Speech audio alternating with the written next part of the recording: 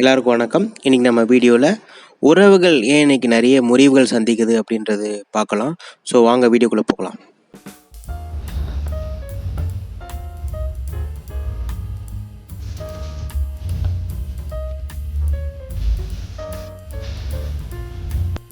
உறவுகள் தான் இன்னைக்கு ரொம்ப ஒரு முக்கியமான ஒரு டாபிக் நான் சொல்லுவேன். ஏன்னா இந்த உறவுகள் அடிபட்டதுன்னா ஒரு மனுஷனுக்கு பணம் அடிபடும், அதோட அவனுடைய செல்ஃப் அடிபடும், அவனுடைய ஹெல்த்து வெல்த் எல்லாமே. நம்ம ஒரு 6 பில்லர்ஸ் சொல்லியிருந்தோம் பார்த்தீங்களா? ஸோ அது எல்லாமே அடிபடும்.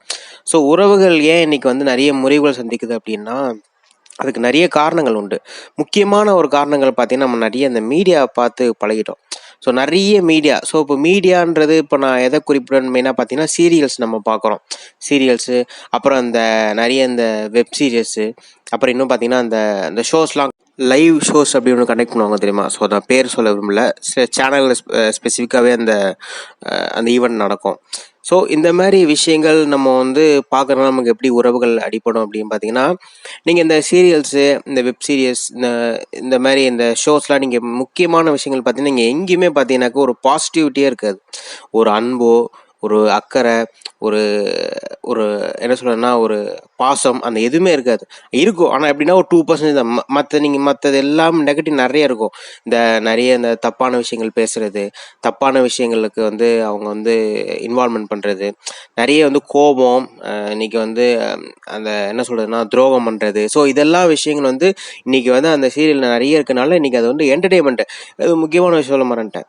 இப்போ என்டர்டெயின்மெண்ட் நீ இப்போ போயிட்டு ஒரு சில பெண்கள்கிட்ட கேட்டேன் என்டர்டெயின்மெண்ட் அப்படி என்னன்னு கேட்டீங்கன்னா, பெரும்பாலும் பெண்கள் என்ன சொல்லுவாங்கன்னா, பெண்களும் சரி ஆண்களும் சரி என்டர்டெயின்மெண்ட்னா சீரியல் பார்க்கறது தான்பாங்க. ஏன்னா இன்னைக்கு நம்ம என்டர்டெயின்மெண்ட்றது நம்ம எப்படி நமக்கு வச்சிருக்காங்க அப்படின்னா, இந்த கோபம், அப்புறம் உங்களுக்கு துரோகம், அப்புறம் உங்களுக்கு வஞ்சகம் பண்ணுறது, பொறாமப்படுறது, இந்த விஷயங்கள் எல்லாமே இன்னைக்கு இந்த மாதிரியான உறவுகள்லாம் இன்னைக்கு உணர்வுகள் எல்லாமே பார்த்தீங்கன்னா அது என்டர்டெயின்மெண்ட் ஆயிடுச்சு. இன்னைக்கு எந்த என்டர்டெயின்மெண்ட், ஒரு காலத்தில் என்டர்டெயின்மெண்ட்னா சிரிப்பு தான் நமக்கு என்டர்டெயின்மெண்ட். அந்த காலத்தை பார்த்தீங்கன்னா சிரிப்பு தான் என்டர்டெயின்மெண்ட்டே. சிரிப்பு, அப்புறம் அந்த பாட்டு கேட்கறது, அன்பான பாடல் கேட்கறது, அதுவும் என்டர்டெயின்மெண்ட்.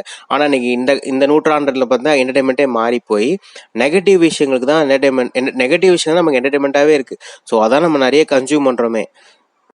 இப்போ அதுக்கும் ஈர்ப்பதிக்கு என்ன சம்மந்தம்னு கேட்பீங்க.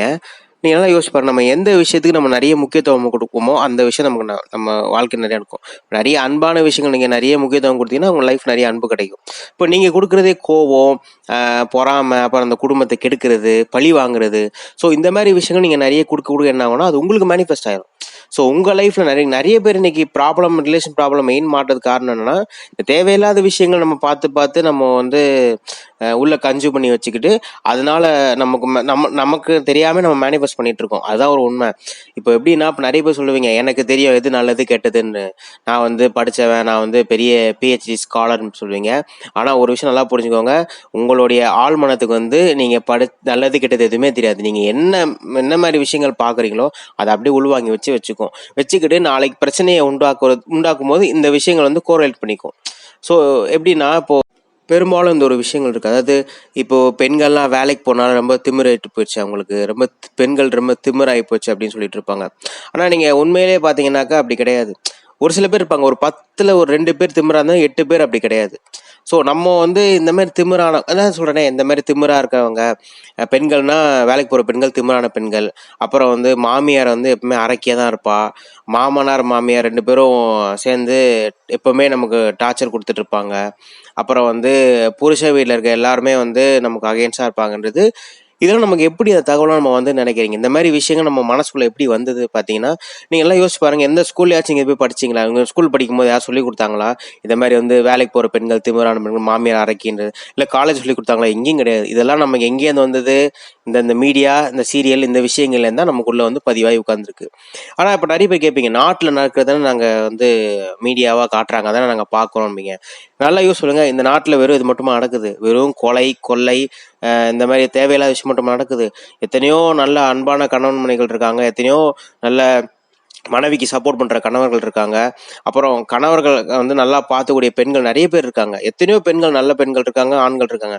நம்ம அதை எதுவுமே பார்க்க மாட்டோம். நமக்கு வந்து எப்படின்னா, இந்த மீடியா வந்து என்ன காட்டுதோ அதை வந்து அப்படியே நல்லா உள்வாங்கி வச்சுக்கிட்டு, நமக்கு நாளைக்கு பிரச்சனைகள் நம்மக்கிட்டே தான் பிரச்சனைகள் வருது.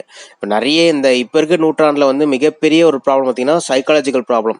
ஸோ சைக்காலஜிக்கல் ப்ராப்ளம் தான் இன்னைக்கு யாருமே வந்து முக்கியத்துவம் கொடுக்கறது இல்லை. நிறைவாக நான் என்ன சொல்லி இதை முடிக்கிறேன் அப்படின்னா, உறவுகள் வந்து எப்பவுமே சந்தோஷமா செழிப்பா இருக்கணும்னா தயவு செஞ்சு இந்த சீரியல் விஷயங்கள்ல பார்க்கறது விட்டுருங்க. இனிமேல் பார்க்காதீங்க. இனிமேல் பார்க்குற பழக்கம் தான் அதை விட்டுருங்க. எனக்கு அந்த பழக்கம் கிடையாதுன்னா ரொம்ப நல்லது.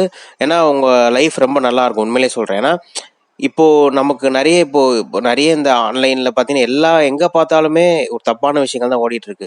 ஸோ முடிஞ்ச அளவுக்கு எல்லாத்தையும் அவாய்ட் பண்ணிட்டு சந்தோஷமா இருக்க ட்ரை பண்ணுங்க. ஸோ கண்டிப்பாக உங்கள் லைஃப் மாறும். ஸோ ஏன்னா இந்த ஒரு மீடியா நீங்கள் கட் பண்ணினாலே போதும், உங்கள் லைஃப் வந்து நிச்சயமாக நல்லா தான் மாறும். இப்போ என்டர்டைன்மெண்ட் பார்க்கணும் விருப்பப்படுறீங்களா? பாருங்க, எத்தனையோ காமெடிஸ்லாம் நிறைய காமெடி இருக்கு. அந்த மாதிரி காமெடி பாருங்க. நிறைய லவ் சாங்ஸ்லாம் இருக்கு. அந்த லவ் சாங்ஸ்லாம் கேட்டு சந்தோஷமா இருங்க. தேவையில்லாம இந்த மாதிரி விஷயங்கள் உள்ள போயிட்டு உங்க லைஃபையும் கெடுத்து அடுத்தவங்க லைஃபையும் கெடுக்காதீங்க. ஸோ இதான் என்னுடைய ஒரு கருத்து. இந்த வீடியோ உங்களுக்கு பிடிச்சிருக்கணும்னு நம்புகிறேன். உங்களுக்கு ஏதாவது சந்தேகம் தான் கமெண்ட் செக்ஷனில் மென்ஷன் பண்ணுங்கள். நான் அதுக்கு சொல்யூஷன் தரேன். இந்த வீடியோ பார்த்ததுக்கு மிக்க நன்றி. Thank you very much.